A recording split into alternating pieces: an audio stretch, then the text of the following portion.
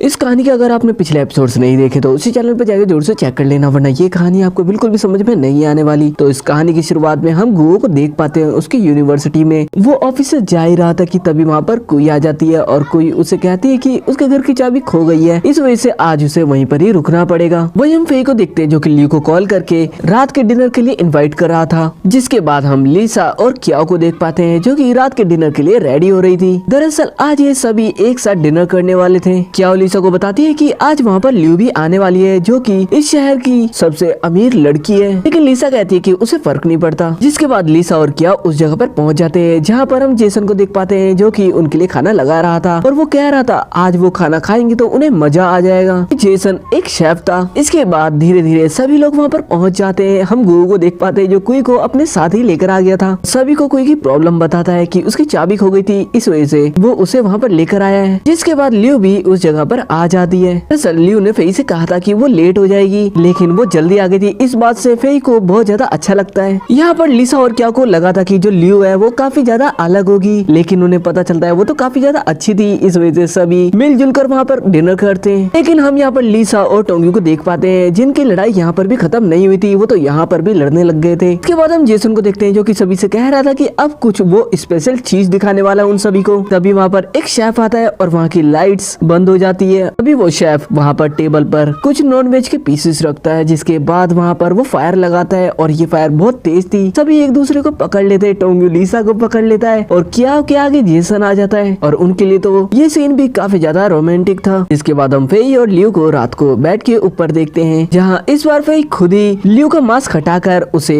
उसके पास लेकर आ जाता है। हम जेसन को देखते हैं जो कि टोंग्यू और गुओ से पूछ रहा था क्या रात का डिनर काफी ज्यादा अच्छा था। यहाँ पर टोंग्यू से कहता है कि उसने उसकी पूरे मंथ की सैलरी उड़ा दी, लेकिन क्या उन्हें उसे जरा सा भी भाव नहीं दिया। यहाँ पर जेसन कहता है कि गुओ और कोई भी एक साथ बहुत ज्यादा करीब आ रहे हैं, लेकिन गुओ वहाँ पर कहता है कि वो सिर्फ अपनी चाबी भूल गई थी घर की, इस वजह से वो उसे अपने साथ लेकर आया। उनके बीच ऐसा कुछ भी नहीं है। वही हम क्याओ को देखते हैं जो कि लिसा से कह रही थी कि जब वहाँ पर फायर लगी तो वो उसने टोंग्यू को पकड़ लिया, उसने उसे अच्छे से देखा था। लिसा क्याओ से कहती है कि वो सिंगल ही खुश है। यहाँ पर क्याओ लिसा को टोंग्यू का नाम लेकर चिढ़ा रही थी तो लिसा भी उसे जेसन का नाम लेकर चिढ़ाने लग जाती है। इसके बाद हम नेक्स्ट डे टोंग्यू को और लिसा को उनके ऑफिस की मीटिंग के अंदर देखते हैं जहाँ पर ए और बी दोनों टीमों की बात हो रही थी। यहाँ पर जो बी टीम का बंदा था वो कहता है कि ए टीम के बंदे उसे बहुत ज्यादा बेकार लगे, वो अच्छे से काम ही नहीं करते। यानी कि इनडायरेक्टली वो टोंग्यू से कह रहा था कि उसकी टीम अच्छा काम नहीं कर रही है। लेकिन यहाँ पर टोंग्यू उसकी जो प्रेजेंटेशन होती है उसे बहुत ज्यादा अच्छे से देता है जो कि काफी ज्यादा अच्छी थी। जो बंदा अभी तक टोंग्यू की बुराई कर रहा था वो उसकी प्रेजेंटेशन देखकर इधर उधर देखने लग जाता है। दरअसल यहाँ पर जो टोंग्यू था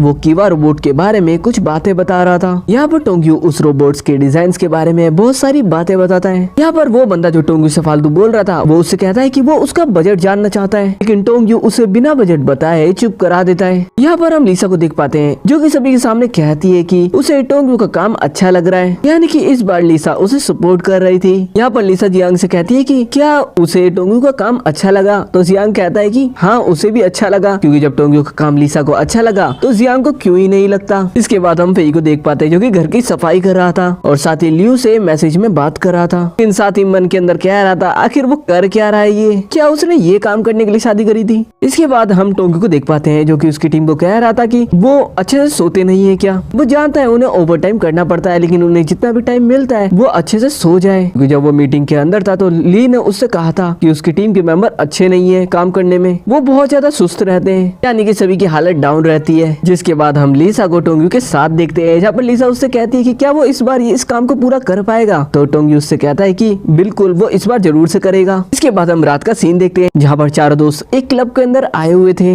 यहाँ पर फेई उसके दोस्त से कह रहा था कि वो लड़कियों के साथ डांस करने जा रहा है, तो वो उससे कहता है कि वो शादीशुदा है, वो कैसे डांस कर सकता है उनके साथ। पर हम टोंग्यू और जेसन को देख पाते हैं वो तो अलग ही, टोंग्यू लिसा से बात कर रहा था और जेसन क्याओ से बात कर रहा था। यहाँ पर हम फेई को देख पाते हैं जो कि कह रहा था वो तो लड़कियों के पास जा रहा है। कि नेक्स्ट सीन में हम उसे लियू के सामने बैठा हुआ देखते हैं। लियू फेई से कह रही थी कि क्या उसने उसकी मौज मस्ती बर्बाद कर दी है। लियू से कहता है कि वो तो सिर्फ अपने दोस्तों से मिलने के लिए गया था। लियू फेई से कहती है कि फिर उसकी रिंग कहाँ पर है। वही अपनी जेब के अंदर हाथ डालकर रिंग ढूंढने लगता है कि तभी उसके सामने खड़ा बंदा यानी कि लियू के अंकल वो अपनी जेब से रिंग निकालते हैं और कहते हैं कि ये डांस फ्लोर पर पड़ी हुई थी। यहाँ पर फेई को भी थोड़ा सा गुस्सा आ जाता है, वो थोड़ा सा नाराज होता है, तो वो लियू से कहता है कि उसकी शादी हो गई वो जानता है, लेकिन वो नौकर बनने के लिए थोड़ी ना आया था यहाँ पर। लियू फेई से कहती है कि उसने कभी भी उसे नहीं रोका है, वो जो चाहे वो कर सकता है। जिसके बाद फेई को भी उसकी गलती रियलाइज हो जाती है, इस वजह से वो माफी मांग लेता है लियू से। लियू उसके अंकल से कुछ कहती है। उसके बाद वहाँ खड़ा बंदा बैग से कुछ चीज निकालता है और यहाँ पर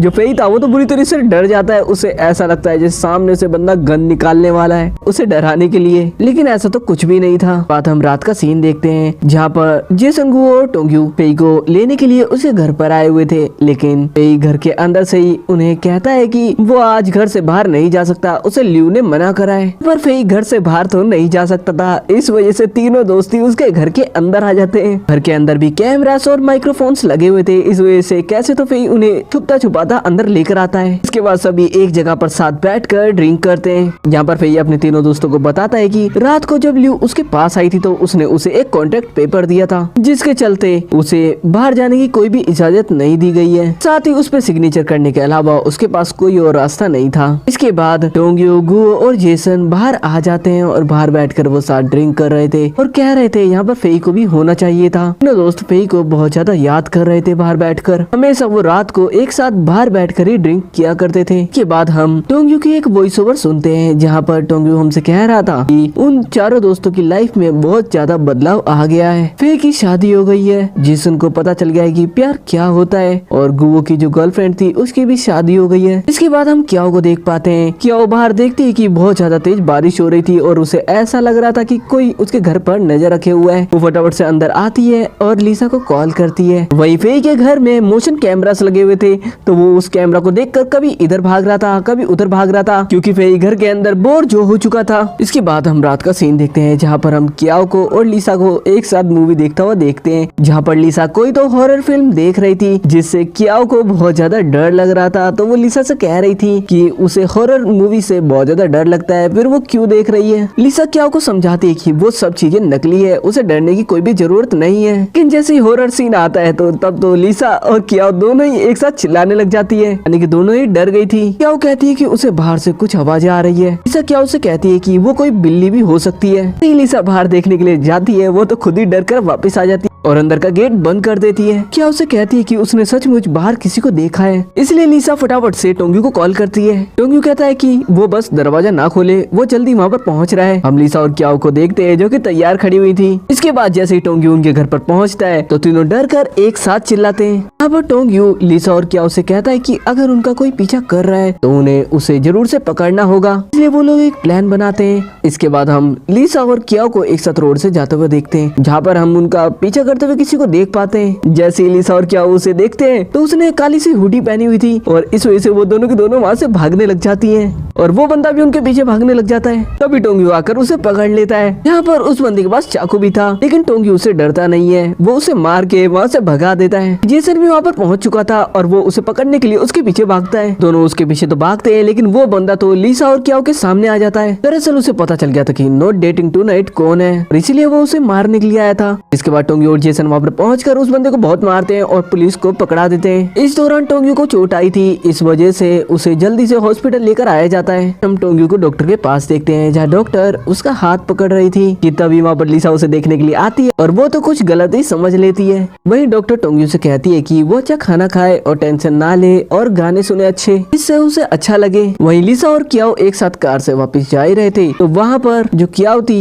वो लिसा से कहती है कि उसे उम्मीद नहीं थी कि वो टोंग्यू को कॉल करेगी। क्याओ से कहती कि उसे बस उसके ऊपर भरोसा है, इस वजह से उसने उसे कॉल कर दिया था। लेकिन क्याओ कौन सा यहाँ पर रुकने वाली थी। वो लिसा से कहती है कि वो जानती है वो उसे पसंद करती है, लेकिन लिसा कहती है कि वो नहीं करती है। वही टोंग्यू जेसन के पास आता है और दोनों साथ में जा ही रहे थे तो जेसन बताता है कि लिसा और क्याओ तो वहाँ से जल्दी से चले गई है। वो क्यों चले गई उसे नहीं पता। नेक्स्ट डे टोंग्यू जब ऑफिस में आया था तो वो लिसा से बात करने की कोशिश करता है, लेकिन लिसा तो उसे इग्नोर कर रही थी। लेकिन लिसा थोड़ा सा रुक कर टोंग्यू से रात के लिए शुक्रिया कहती है और वहाँ से चली जाती है। टोंग्यू को तो समझ ही नहीं आ रहा था आखिर उसे हुआ क्या है, जिसके बाद वो लिसा का पीछा भी करता है और छुप छुप कर उसकी बातें सुनता है। तभी टोंग्यू का साथी वहाँ पर आ जाता है और वो कहता है कि उसे पता है कि वो लिसा को पसंद करता है। तो टोंग्यू उससे कहता है कि क्या उसे और कोई काम नहीं है। लिसा सीढ़ियों से नीचे आ रही थी तो वो टोंग्यू की आवाज सुन लेती है। टोंग्यू उसके दोस्त के साथ वहाँ से जाने लगता है कि तभी वो लिसा को देखकर कहता है कि वो वहाँ पर क्या कर रही है। दरअसल वो तो सिर्फ ऐसा दिखा रहा था लिसा को जैसे वो दोनों साथ में वहाँ से बस निकल रहे थे। पर लिसा टोंग्यू से कहती है कि वो जानती है वो उसकी कॉल पर बात कर रही थी। जब वो उसे सुन रहा था, टोंग्यू हंसते हुए कहता है कि उसे गलतफहमी हो रही है, वो तो उसके साथी के साथ वहाँ से जा रहा था। तो वो उसकी तरफ इशारा करके कहता है, तो उसका साथी कहता है कि हाँ वो तो उसी के साथ जा रहा था। कहती है कि ठीक है, फिर वो काम करता रहे और वहाँ से चली जाती है। के बाद हम उसी डॉक्टर को देख पाते हैं जो कि टोंग्यू को मैसेज करती है। दरअसल टोंग्यू उसे अच्छा लगा था, इसलिए वो उसे डिनर के लिए इनवाइट करती है और रात को हम उन्हें एक साथ डिनर करता हुआ भी देख पाते हैं। भी उसी जगह पर टोंग्यू लिसा को भी देखता है और कहता है कि क्या उसे भी यहीं पर ही आना था। के बाद हम टोंग्यू को देख पाते हैं जो कि लिसा की बातें सुन रहा था, जो कि उसके बैक रूम में बैठी हुई थी। दरअसल ये रेस्टोरेंट थोड़ा ट्रेडिशनल टाइप का था, यानी कि जैसा पुराने टाइम में हुआ करता था। इसके बाद जब टोंग्यू खिड़की से दूसरी तरफ लिसा को देख रहा था जो कि उसे दिख नहीं रही थी, तो वो पीछे देखता है कि जो लड़की उसके साथ आई थी वो डॉक्टर, वो उसे देखती है और देखती है कि वो क्या कर रहा है। भी उसे देखते के साथ ही टोंग्यू तो यहाँ पर नाटक करने लग जाता है, जैसे उसकी बैक में पेन हो रहा है। उससे कहता है कि वो थोड़ा सा थक गया है तो एक्सरसाइज कर रहा है। जिसके बाद तो वो लिसा को देखने के लिए बाहर ही आ जाता है। टोंग्यू को ये सब करता हुआ देखती है तो वो समझ जाती है वो लिसा को पसंद करता है, क्योंकि वो लिसा से मिल चुकी थी पहले भी।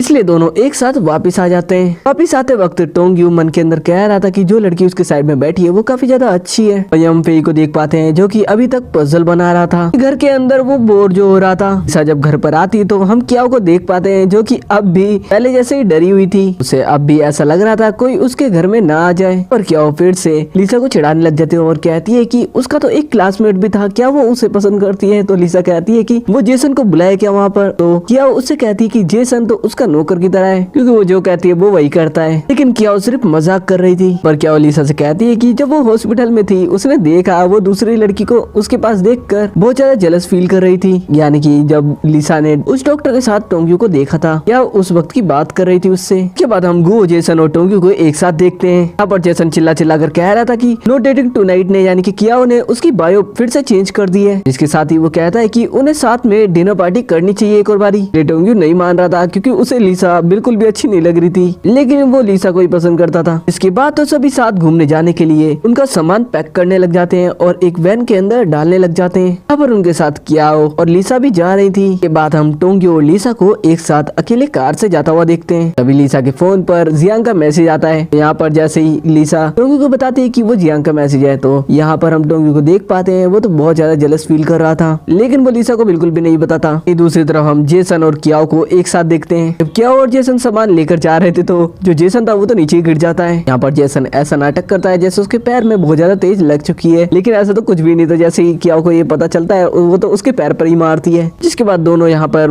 मस्ती मजाक में लड़ने लग जाते हैं। जिसके बाद टोंग्यू और लिसा भी वहाँ पर पहुंच जाते हैं, लेकिन वो तो सामान लाते वक्त भी लड़े जा रहे थे एक दूसरे से। वो आकर उन दोनों से कहता है कि वो अब तो ना लड़े। इसी लड़ाई झगड़े के अंदर जो लिसा थी उसका एक सामान गिरकर टूट जाता है, क्योंकि उसके लिए बहुत ज्यादा जरूरी था। वो उसके दिल के बहुत ज्यादा करीब था। जैसे कहता है कि उसने ये जानबूझकर नहीं करा है। वहाँ से चली जाती है, लेकिन टोंग्यू को इससे बहुत ज्यादा दुख होता है। तो जेसन उनके रूम में आता है और उसका वही वाला टूटा हुआ सामान लेकर अपने साथ चला जाता है। दरअसल टोंग्यू ने उसे ऐसा करने को कहा था। लिसा उसके सामान में उस चीज को देखती है तो वो उसे मिलता ही नहीं है। टोंग्यू को देखते हैं जो कि उस सामान को जोड़ रहा था। वो उस डिवाइस को वापस से कैसे तो ठीक कर ही देता है। इसके बाद हमें पता चलता है कि वो जो डिवाइस था वो उसके डैड ने लिसा को दिया था, जिसके बाद वो उससे दूर चले गए थे और इसी वजह से वो डिवाइस उसके लिए इतना ज्यादा इम्पोर्टेंट था। नेक्स्ट डे लिसा ऑफिस आती है तो उसे वो डिवाइस उसकी टेबल पर रखा हुआ मिलता है और वो भी बिल्कुल ठीक कंडीशन में। इसके बाद रात को हम लिसा को देखते हैं जो कि ऑफिस के बाद घर जाने वाली थी, लेकिन वो पहले टोंग्यू से मिलना चाहती थी, इस वजह से वो वापस से ऑफिस की तरफ आ जाती है। यहाँ पर तो जो टोंग्यू था वो अपनी टीम के साथ काम कर रहा था, वो भी चोरी छुपके। बात का किसी को भी नहीं पता था, लेकिन लिसा वहाँ पर आके सभी को देख लेती है। जिसके साथ ही ये एपिसोड यहाँ पर एंड हो जाता है। नेक्स्ट वीडियो के लिए चैनल को सब्सक्राइब और वीडियो को शेयर जरूर से कर देना।